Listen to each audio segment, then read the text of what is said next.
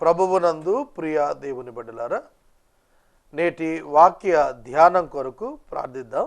తలలు వంచండి, ప్రార్థనలో ఏకీభవించండి.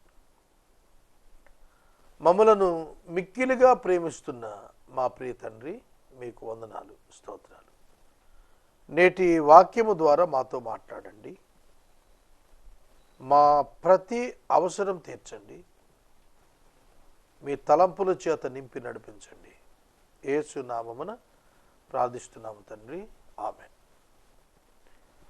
ప్రభువునందు ప్రియ దేవుని బిడ్డలారా, దయచేసి మీ పరిశుద్ధ బైబిల్ గ్రంథాన్ని తెరవండి. మత్తయి సువార్త 27వ అధ్యాయం 55వ వచనం నుండి వాక్యాన్ని గమనించండి. చాలా ఇంపార్టెంట్ వర్స్. 55వ వచనం. మత్తయి సువార్త ప్రారంభం ఏప్రిల్ 2వ తారీఖు 2016. ఏప్రిల్ 2, 2016. ఇవాళ మనం అక్టోబర్ 13లో ఉన్నాం. అంటే ఏప్రిల్ నుంచి అక్టోబర్ 6 మాసాలు. 6 మాసాల 10 దినాలు అంటే 190 ఎపిసోడ్స్. వీటిలో ఒక 5 ఎపిసోడ్స్, 6 ఎపిసోడ్స్ రిపీట్ ఉన్నాయి. అంటే 185 ఎపిసోడ్స్ దాటాము. అంటే ఇంచుమించుగా 93 గంటలు, సుమారుగా 92 గంటలు ఇప్పటికీ మనం మత్తయి సువార్త ధ్యానించాం. చాలా వివరంగా నేను వాక్యాన్ని ధ్యానం చేస్తున్నాను. It is the blessing to me. మీకు ఒక సాక్ష్యం చెబుతాను. ఈ వాక్యము చెప్పటం ద్వారా నా ఆలోచన పరిణితికి రూపుదిద్దుకుంది. మెచ్యూరిటీ, రూపాంతరం, ట్రాన్స్ఫర్మేషన్, ఒక కంప్లీట్నెస్ ఫీలింగ్, క్యారెక్టర్ బిల్డింగ్ నాలో స్పష్టంగా నేను గమనించగలిగాను.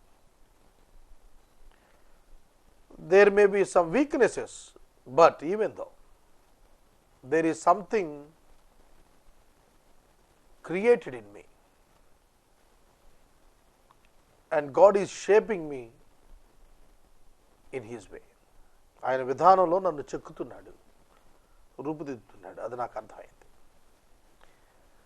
కనుక వాక్యము నన్ను బ్రతికించింది అన్నప్పుడు, వాక్యము నన్ను నిర్మించింది అన్నప్పుడు, వాక్యము నన్ను బలపరిచినది అన్నప్పుడు ఏమిటి అనేది పర్సనల్ లైఫ్లో నేను చూడగలిగాను. అది వాక్య ధ్యానం చేయటం ద్వారా. కనుక మీకు నా మనవి, మీరందరూ కూడా వాక్యాన్ని ధ్యానం చేయాలి. నాలా ప్రసారం చేయాలని చెప్పటం లేదు నేను, కానీ నాకంటే ఎక్కువ ధ్యానించాలి. వాక్యాన్ని ధ్యానించినప్పుడు మన ఇన్నర్ క్యారెక్టర్ పర్ఫెక్షన్కి వస్తుంది, ఖచ్చితత్వానికి వస్తుంది. అది మన జీవితానికి చాలా ప్రయోజనం అవుతుంది. 27వ అధ్యాయము మత్తయి సువార్త 55వ వచనంలో కొందరు స్త్రీల పేర్లు వ్రాయబడ్డాయి. యేసునకు ఉపచారము చేయుచు గలిలయ నుండి ఆయనను వెంబడించిన అనేక మంది స్త్రీలు అక్కడ దూరము నుండి చూచుచుండిరి. వారిలో మగ్దలేనే మరియ, యాకోబు, యోసే అను వారి తల్లి అయిన మరియ, జబదయి కుమారుల తల్లియు అక్కడ ఉండిరి. చూడండి, 3 స్త్రీల పేర్లు ఇచ్చాడు. అనేక మంది స్త్రీలు అక్కడ దూరంగా ఉండి చూస్తున్నారు అన్నాడు. వీళ్ళెవరు? మగ్దలేనే మరియ, యాకోబు తల్లి మరియ, జబదయి కుమారుల తల్లి అక్కడ ఉన్నారు. జాగ్రత్తగా వినండి. యేసు సిలువలో 3వ మాట పలికినప్పుడు 4వ మహిళగా యేసు తల్లి మరియ కూడా అక్కడ ఉన్నట్లుగా చూస్తాం. అనేక మంది స్త్రీలు ఎక్కడి నుండి వచ్చారట? ఉపచారము చేస్తూ గలిలయ నుండి ఆయనను వెంబడించిన అనేక మంది స్త్రీలు. Wonderful note, wonderful note. Women in the ministry of Jesus. యేసునకు పరిచారము చేస్తూ యేసుతో కలిసి పరిచారము చేయుచు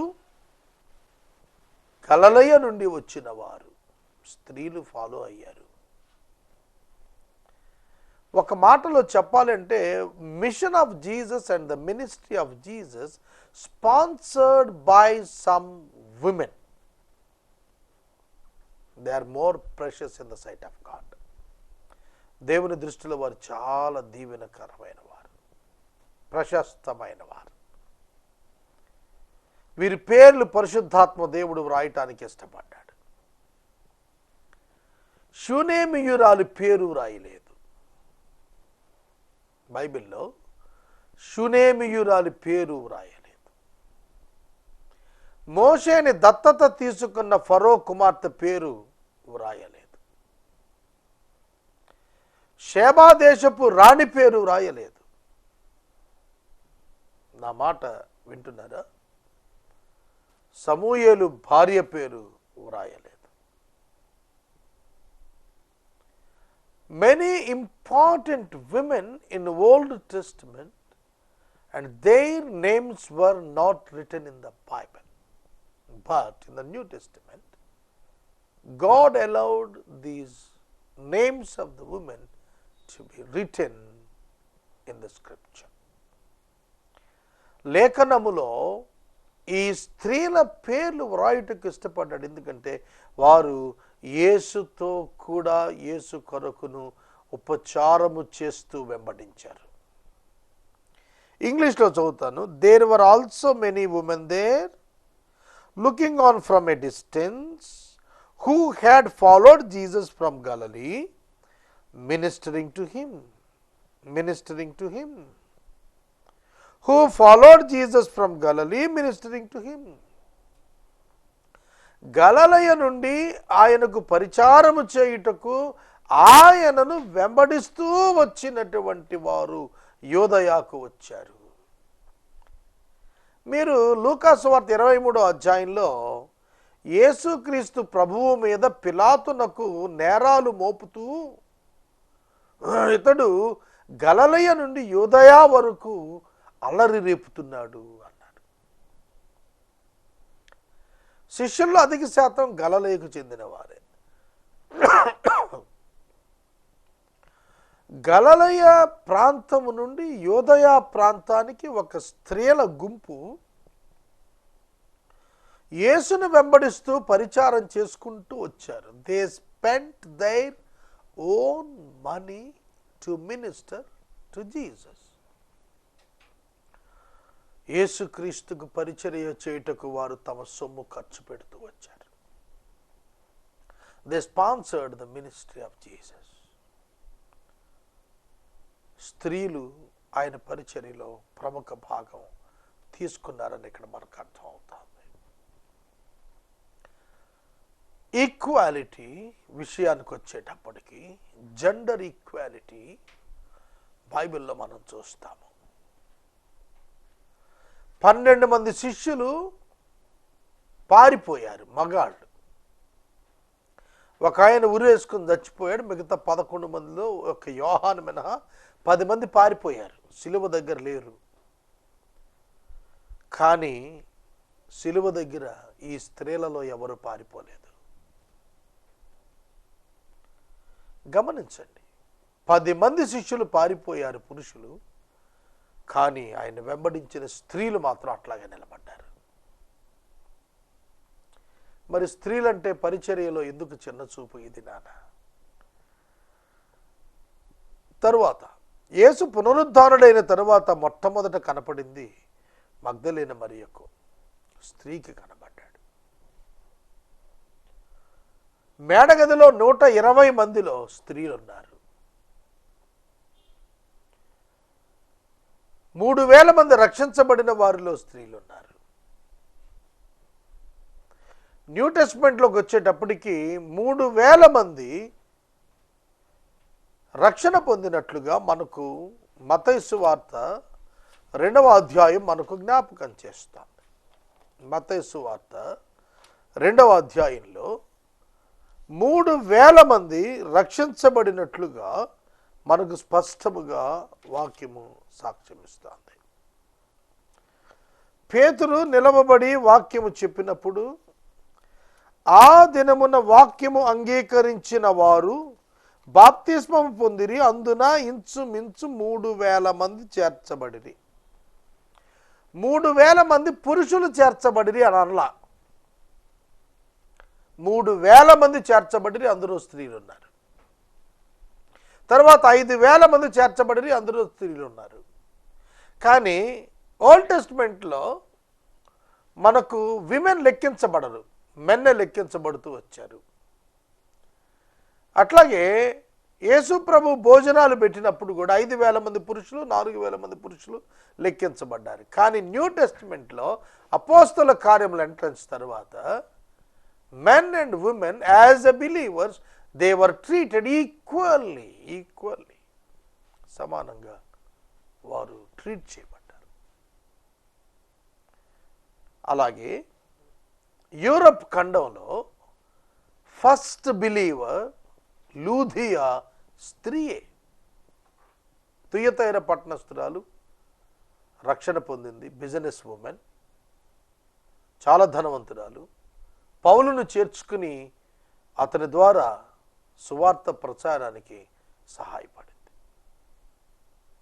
ఆమె మొట్టమొదటి బాప్తిస్మం తీసుకుంది. గ్రహిస్తున్నారా? Women are important in New Testament. పేతురు తబిత అనేటువంటి కుమార్తెను మరణము నుండి లేవనెత్తాడు. Women is important in the church, in the ministry. కనుక సహోదరులను పరిచర్యలో నిర్లక్ష్యము చేయకూడదు. యేసు ప్రభువు సిలువ దగ్గర సహోదరులు ఉండి ఆయన సిలువను వీక్షించారు. ఆయన బాధను ప్రక్కన ఉండి అనుభవించాడు.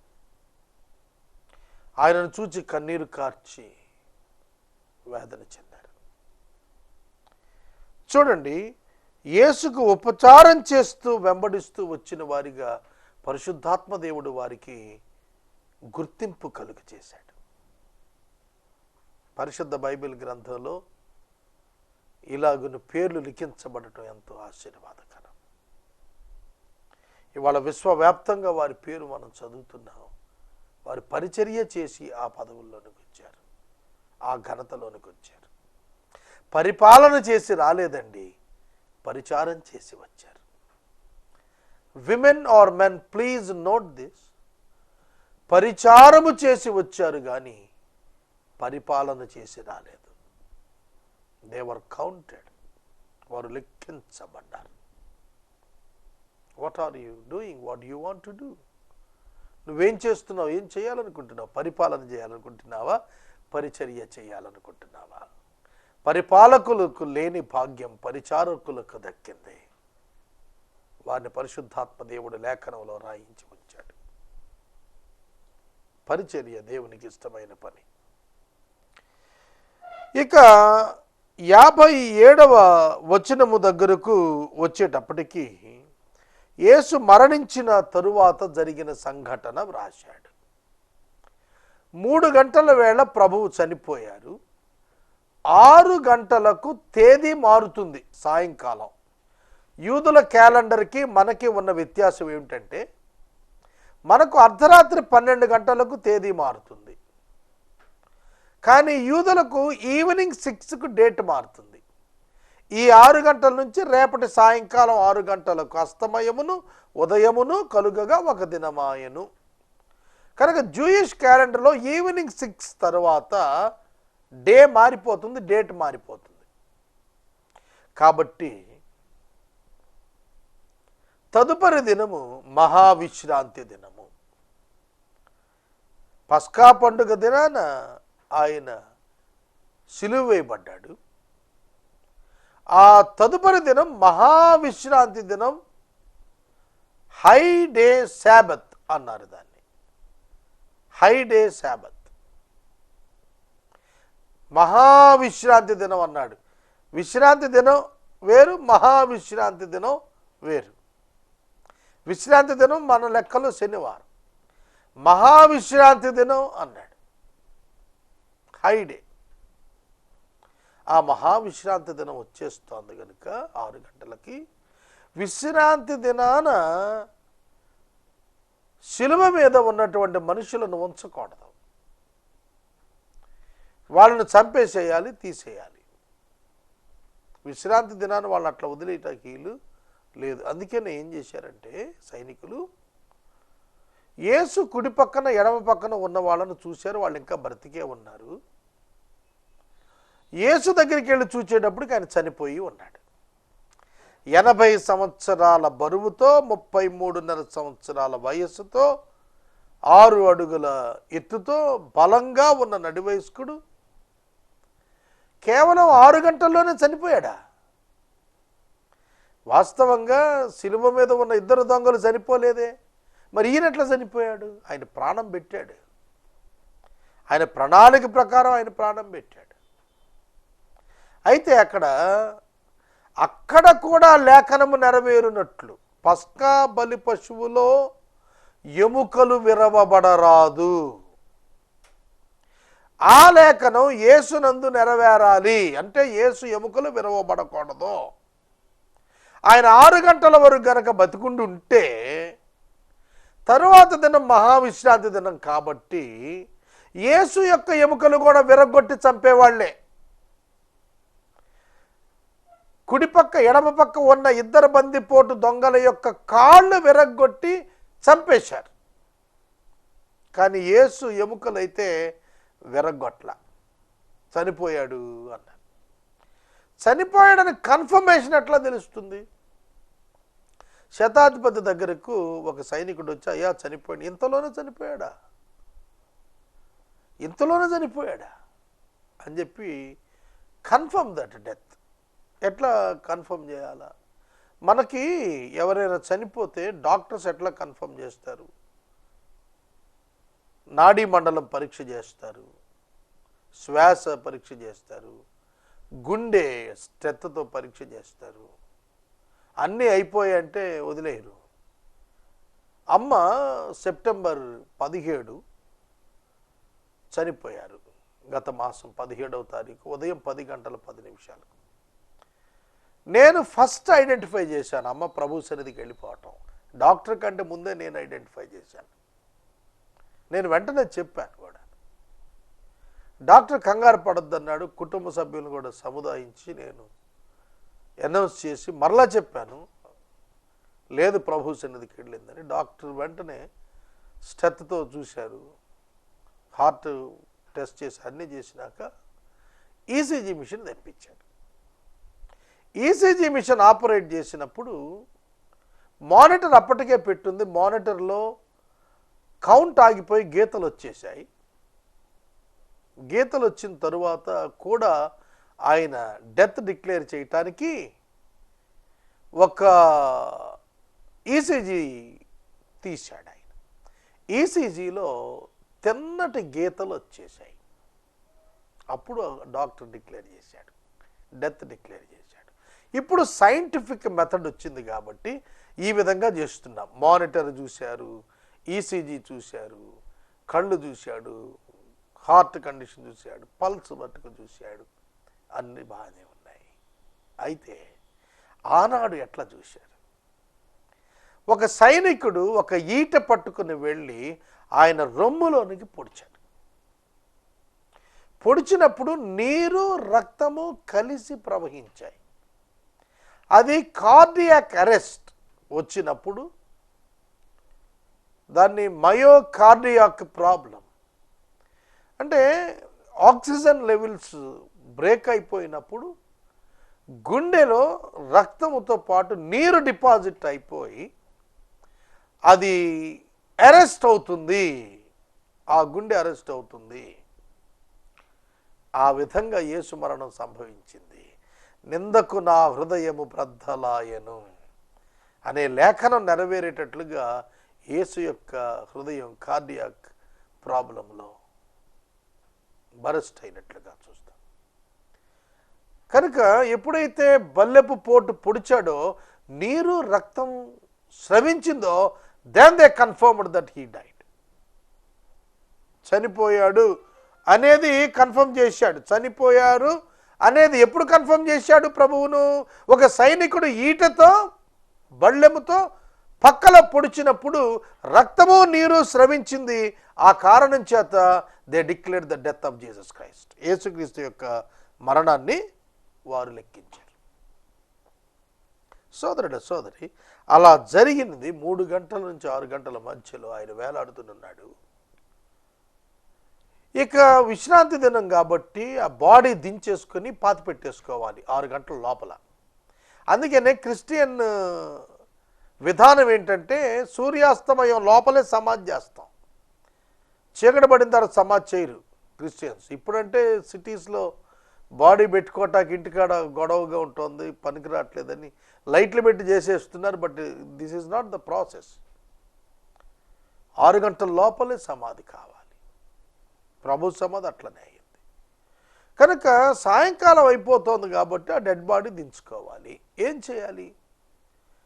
తీవ్రవాదులైనా నక్సలైట్స్ అయినా ఎవరైనా చనిపోయినప్పుడు, ఎదురుకాల్పుల్లో చనిపోయినా, ఎన్కౌంటర్స్లో చనిపోయినా, పనిష్మెంట్లో చనిపోయినా, ఆ డెడ్ బాడీస్ క్లెయిమ్ చేసుకునే అథారిటీ ఫ్యామిలీ మెంబర్స్కి ఉంటుంది. లేదంటే కనుక గవర్నమెంటే దానిని పూడ్చిపెట్టాలి. దానికి నిర్ణయిస్తారు. మున్సిపల్ శాఖలు ఎవరికో ఆర్డర్ వేస్తారు, వాళ్ళకు కొంత అమౌంట్ ఇస్తారు, వాళ్ళు తీసుకెళ్ళి ఖననం చేసేస్తారు, పూడ్చిపెట్టేస్తారు. అన్ట్రేస్డ్ బాడీస్ కొన్ని ఉంటాయి. ఎట్లా అంటే గుర్తు తెలియని శవాలు అంటారు. రైల్ ట్రాక్ మీద కానీ, యాక్సిడెంట్స్లో సరైన అడ్రస్ లేని వారు కానీ కొంతకాలం చూస్తారు, ఆ తర్వాత తీసుకెళ్ళి వాళ్ళని ఖననం చేసేస్తారు. వాళ్ళ గుర్తులు అవి రికార్డ్ చేసుకుని ఖననం చేస్తారు. మరి యేసుక్రీస్తు ప్రభువుని ఎవరు క్లెయిమ్ చేస్తారు? ఇప్పుడు చెప్పాలి. బ్రదర్స్ రాలేదు, ఎందుకంటే దేశద్రోహ నేరం కింద శిక్ష వేయబడ్డాడు. శిష్యులేమో పారిపోయారు, మిగతా వాళ్ళందరూ ఆడవాళ్ళు. యేసుక్రీస్తు ప్రభువును ఎన్నడూ కలుసుకొనని ఒక వ్యక్తి యేసుక్రీస్తు ప్రభువును గురించి విన్నాడు, కానీ ఆయన కలుసుకున్నట్టుగా స్క్రిప్చర్స్లో ఎక్కడ అరిమితయి అనేటువంటి ఊరుకు చెందిన యోసేపు అనే ధనవంతుడు. చాలామందికి ధనవంతులు అంటే ఒక రాంగ్ నోషన్ ఏంటంటే అందరు చెడ్డోళ్ళని. చాలా తప్పది. ధనవంతుడు అని పేరుంటే చెడ్డోడేనా? మంచోడు కాదు, కఠినుడేనా? తప్పు అభిప్రాయం. ధనవంతుడు ఎంత అద్భుతమైన టైటిల్స్ అంటే ఆయనకి. ఒక విచిత్ర సినాప్టిక్ గాస్పుల్స్తో పాటు జాన్ సువార్తికుడైన యోహాను కూడా వ్రాశాడు ఈ యొక్క అరమతయ్య యోసేపు. కనుక అరమతయ్య అనేటువంటి ఊరుకు చెందినవాడు, ధనవంతుడైనటువంటి వాడు, యేసుకు శిష్యుడిగా ఉన్నటువంటి వాడు. He followed Jesus, teachings of Jesus follow అయినటువంటి వాడు. అతడు పిలాతు దగ్గరకు వెళ్ళి యేసు దేహమును తనకిమ్మని అడుగగా పిలాతు దాన్ని అతనికి అప్పగింప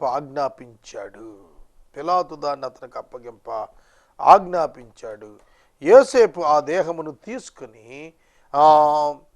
శుభ్రమైన నారబట్టతో చుట్టి తాను రాతితో తలపించుకుని తన కొత్త సమాధిలో దాన్ని ఉంచి సమాధి ద్వారా పెద్ద రాయి దొర్లించి వెళ్ళిపోయాను. మగ్దలేని మరియయు వేరొక మరియయు అక్కడనే సమాధి ఎదురుగా కూర్చుండి ఉండిరి. ఏం జరిగింది ఇక్కడ మీరు గమనించాలి. సమాధి దగ్గర విమెన్ ఉన్నారు. They followed until the burial ground. చాలామంది క్రిస్టియన్స్లోనే స్త్రీలను సమాధుల తోటకు రానివ్వరు, ఆడవాళ్ళు రాకండి అంటారు. కానీ ఇక్కడ ఈ స్త్రీలు సమాధి అయినా కూడా సమాధి ముందు కూర్చుని ఉన్నారు. నాకు ఒక అలవాటు ఉంది, సాధారణంగా సమాధి అవుతుండగా నేను వచ్చేయను. అయిన తర్వాత పూర్తిగా పైన స్లాబ్ లేకపోతే మట్టి కంకరంతా వేసి అందరు వెళ్ళిపోతున్నప్పుడు అప్పుడు బయటకు వస్తాను. అప్పటి వరకు కూర్చున్నట్టు అక్కడ ఫ్యామిలీ మెంబర్స్ అయినా వెళ్ళిపోయారు, కానీ చాలా సందర్భాల్లో నేను అలా కూర్చుని ఉండేవాడిని. ఆ స్త్రీలు అక్కడ కూర్చున్నారు. నేను రేపటి వాక్య భాగంలో యేసుక్రీస్తు ప్రభువును ఏ విధంగా శిలువ మీద నుండి తీసుకుని ఎంత గౌరవంగా ఆ బరియలు నిర్వహించారు. ఇవాళ క్రిస్టియన్ బరియల్ గ్రౌండ్స్ దుస్థితి చూస్తే మన దేశంలో, రాష్ట్రంలో మురుగుంటల్లో పారేస్తున్నారు డెడ్ బాడీస్. చనిపోయినటువంటి వారికి సరైన బరియలు ఇవ్వటం లేదు. ముండ్ల తుప్పలు నరికి ఆ తుప్పల్లో పారేస్తున్నారు. అదే మన ఇంట్లో ఉన్నప్పుడు ఎంత గౌరవంగా మంచి పట్టు పరుపుల మీద మంచి ఏసీల్లో పెట్టి చూస్తామే, చనిపోయిన తీసుకెళ్ళి మురుగుంటలో పారేస్తున్నారు. బరియల్ గ్రౌండ్స్ వర్ నెగ్లెక్టెడ్. సంఘాలు బరియల్ గ్రౌండ్స్ని ఎందుకు నిర్లక్ష్యం చేస్తారు? అసలు అవి తోటగా రాయబడింది కదా బైబిల్లో,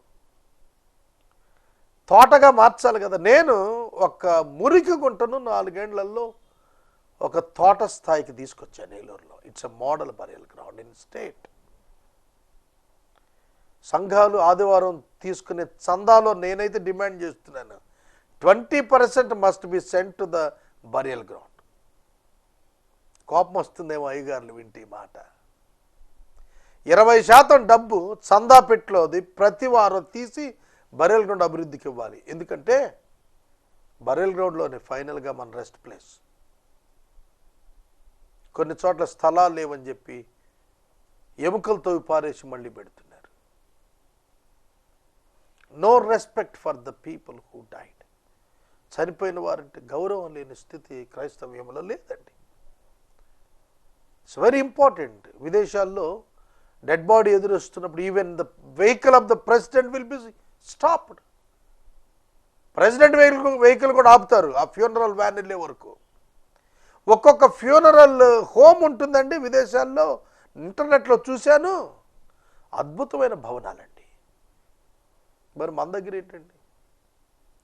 కాబట్టి యేసు సమాధి ఎట్లా జరిగింది రేపు నేను చెబుతాను. దానిలో అరిమతయ యోసేపుతో పాటుగా నీకోదేముని గురించి కూడా కొన్ని మాటలు చెప్పాలి నేను. కనుక రేపటి దినం మరలా దీన్ని నేను కొనసాగిస్తాను. మనము ఇంతవరకు దైవజనులు కారుపాటి శ్యామ్సాగర్ గారి ద్వారా బైబిల్ స్టడీలోని వాక్య ధ్యానమును మత్తయి సువార్త నుండి ధ్యానం చేసుకున్నాము. ఈ కార్యక్రమం ద్వారా మీరు పొందుకునుచున్న ఆత్మీయ మేలులు ఒక ఉత్తరం ద్వారా మాకు తెలియచేయండి. మీ ప్రార్థనా మనవులు మాకు తెలియచేస్తే ఏసే పరిష్కారం కార్యాలయంలో ఏర్పాటు చేసిన ప్రత్యేక ప్రార్థనా శిబిరంలో మీ కొరకు ప్రార్థిస్తాం. మీ కుటుంబ పక్షముగా ఒక ఎపిసోడ్ ప్రసారం చేయాలనుకునేవారు మాకు తెలియచేస్తే మా సిబ్బంది మీ గృహాలను దర్శిస్తారు. ముగింపు ప్రార్థన ఆశీర్వాదాలతో ఈ కార్యక్రమాన్ని ముగించుకుందాం. ప్రార్థన చేస్తాను. మమ్మల్ని మిక్కిలిగా ప్రేమిస్తున్న మా తండ్రి వందనాలు. వాక్యము విన్న బిడ్డలను దీవించుము తండ్రి. స్త్రీలు పరిచారములో ముందుకు కొనసాగేవారుగా, ప్రభు నీ సమాధి యొద్ద నిలిచిన వారిగా, నీ పునరుద్ధానం ప్రత్యక్షతను మొదట చూచిన వారిగా, సువార్త ప్రకటన ఒక ఖండానికి మొట్టమొదట తీసుకుని వెళ్ళిన వారిగా ఎంత భాగ్యం పొందారు. స్త్రీలు సంఘాల్లో నిర్లక్ష్యం చేయబడుతున్నారు. అది తప్పిదమని తెలుసుకునే కృపనివ్వండి. నేటి వాక్య ధ్యానం దీవించినందుకు కృతజ్ఞతలు చెల్లిస్తూ యేసు నామమున స్తుతించి ప్రార్థిస్తున్నాము తండ్రి. ఆమేన్. తండ్రి అయిన దేవుని ప్రేమ, కుమారుడైన యేసయ్య కృప, పరిశుద్ధాత్మని యొక్క అన్యోన్య సహవాసం సదాకాలం మనందరికీ తోడైండును గాక. ఆమేన్.